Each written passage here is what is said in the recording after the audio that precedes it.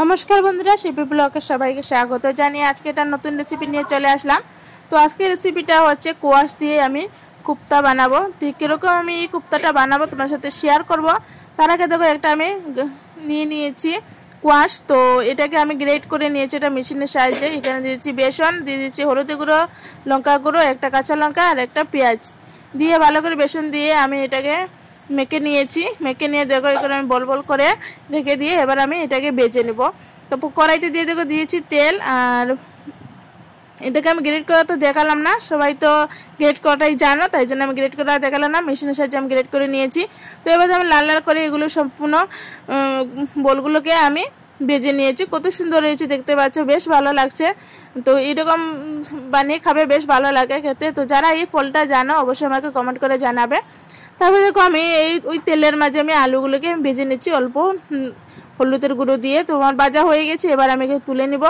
তারপরে পুরনে দিয়ে দিচ্ছি গোটা গরম মশলা দিয়ে আমি একটু নেড়ে চেড়ে তারপর দিয়ে দিচ্ছি এখানে পেঁয়াজ কুচি দেওয়ার পরে পেঁয়াজটাকে একটু লাল লাল করে ভেজে নিব। নিয়ে এখানে আমি দিয়ে দিচ্ছি হলুদের গুঁড়ো, লঙ্কা গুঁড়ো, জিরে গুঁড়ো, ধনিয়া গুঁড়ো আর দিয়েছি একটা টমেটো। ভালো করে দিয়ে আমি এবার কষিয়ে নিব সুন্দর করে। দিয়ে দিচ্ছি আদা বাটা, পরিমাণ মতো নুন দিয়ে আমি এবার ভালো করে মশলাটাকে কষিয়ে এবার আমি আলুটাকে দিয়ে দিব। তো আলুটাকে দিয়ে আমি এবারও ভালো করে মশলার সাথে আলুটাকে ভালো করে আমি কষিয়ে নিয়ে দিয়ে দেবো এখানে পরিমাণ মতো জল।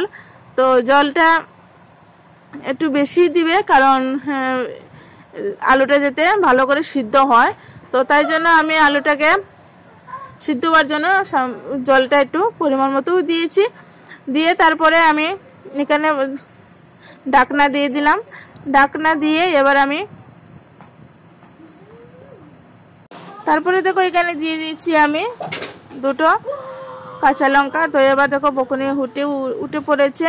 তো তারপরে আমি এখানে ভালো করে আলুগুলো আমার ভালো করে সিদ্ধ করা হয়ে গেছে। কয়েকটা আমি আলু ভেঙে দিব যাতে গ্রেভিটা সুন্দর হয়, একটু মাখো মাখো হয়, খেতেও বেশ ভালো লাগে। তো তারপরে আমি একটা খুন্তির সাহায্যে আমি ভালো করে আলুটাকে একটু ভেঙে দিব। তো তারপরে দেখো আলুটাকে ভাঙানোর পরে আমি দিয়ে দিলাম এই যে রেখেছিলাম যে কোয়াশের বড়াটা, এখানে আমি অ্যাড করে দিলাম। তো তারপরে দেখো ভালো করে এটাকে অ্যাড করার পরে আমি এটাকে ভালো করে নাড়িয়ে চাড়িয়ে তারপর উপর দিয়ে দিলাম ধনিয়া পাতা দিয়ে আবার 1-2 মিনিটের মতো আমি জাল দিয়ে এবার আমি এটাকে নামিয়ে নিব। তো আমার এই রেসিপিটা তোমাদের কাছে কিরকম লাগছে অবশ্যই কমেন্ট করতে ভুলবে না। আর সবার শেষে দেখো দিয়ে দিলাম চিনি। তো ভিডিওটা ভালো লাগলে লাইক কমেন্ট করবে, শেয়ার করবে বন্ধুদের সাথে।